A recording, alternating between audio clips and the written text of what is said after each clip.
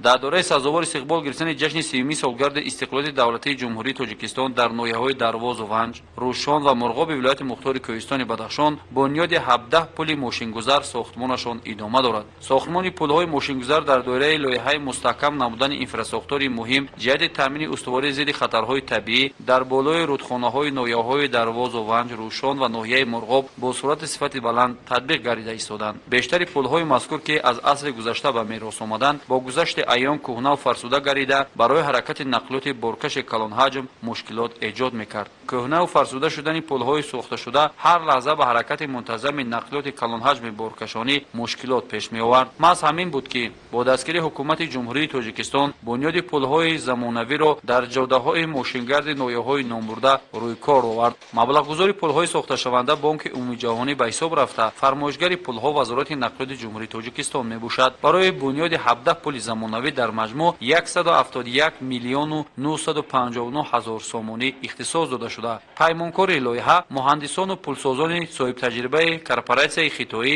оид ба сохтмони роҳҳо ва пулҳои ҷумҳурии мардуми Чин China Road ба зимма дорад. Корҳои пулсозӣ аз соли 2020 инҷониб шурӯъ гардида дар ҳадифи таҷдиди пулҳои ҳозиразамон ду тарафи соҳили дарёчаҳо низ ба масофаҳои муайян соҳилбандӣ мегардад, то иншоот садсолаҳо аз хавфу хатарҳои табиӣ эмин бошад. роҳҳои ба пул баранда низ дар масофаҳои муайян таъмиру таҷдид мешавад ки ба ҳаракати нақлиёт дар ноҳияҳои зикршуда мусоидат менамояд. бино ба иттилои масъулин, то ба имрӯз қариб 30% корҳои пулсозӣ анҷом ёфта. корҳо ба таври шабонарӯзӣ зери назорати мутахассисони лоиҳа қарор дорад. эҳтимол меравад ки бештари пулҳои сохташаванда дар остонаи ҷашни соҳибистиқлолӣ мавриди истифода қарор бигиранд. дар корҳои сохтмонӣ техника ва таҷҳизоти пуриқтидори роҳсозӣ сафарбар гардида корҳо бо риояи талаботи рӯз анҷом дода мешавад. дар пули рудхонаи Ардоба ки бо дарозии 24 метр алакай корҳои соҳилмустаҳкамкунӣ ба итмом расида, муҳандисону пулсозон дар корҳои арматурбофии болопӯши иншоот заҳмат мекашанд. дар ҷамоати деҳоти Техар бошад 4 пул дар болои дарёчаҳои беқарор идома дорад. калонтарини ин пулҳо бо дарозии 62 метр дар болои дарёи Ванҷоб бунёдаш марҳила ба марҳила пеш рафта истода. дар пули болои дарёи Ванҷоб ки ҷамоати деҳоти Техарро бо ҷамоати деҳоти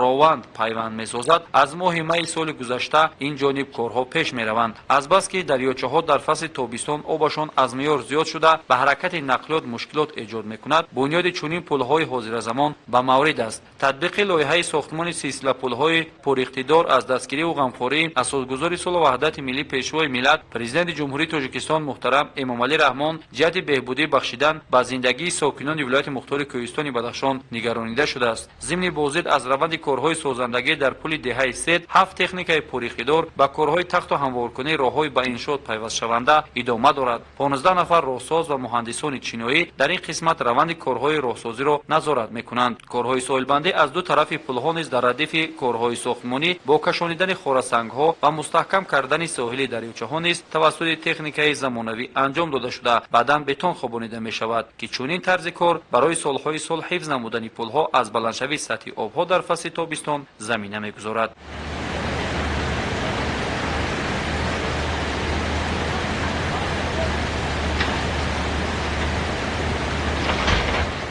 طبق اطلاع مسئولین تا به امروز 67 میلیون سومانی در کارهای پولسازی از خود کرده شده. کارهای ساختمانی طبق لایحه انجام یافتند. در ردیف مهندسان و متخصصان چینایی 298 نفر ساکنان محلی ناحیه‌های دروازه‌بند، روشان و مرغاب در کارهای ساختمانی به کار جلب شده صاحب معاش بلند در محلی زیستشان میباشد.